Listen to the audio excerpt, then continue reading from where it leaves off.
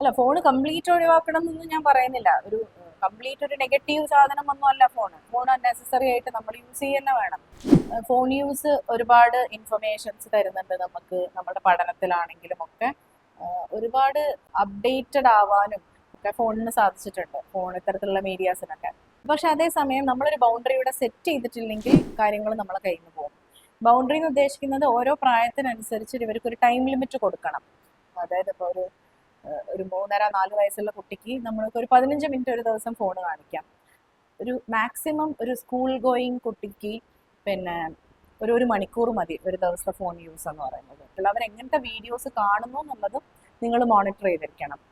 പിന്നെ മൂന്നാമത്തെ കാര്യം എന്ന് പറയുന്നത് ഇവർക്ക് എല്ലാ ദിവസവും കൊടുക്കാതിരിക്കുക എന്നുള്ളതാണ്. അതായത് ഇപ്പം ഓൾട്ടർനേറ്റ് ഡേയ്സിൽ നിങ്ങൾക്ക് അവരെ സ്ക്രീൻ കാണിക്കാം.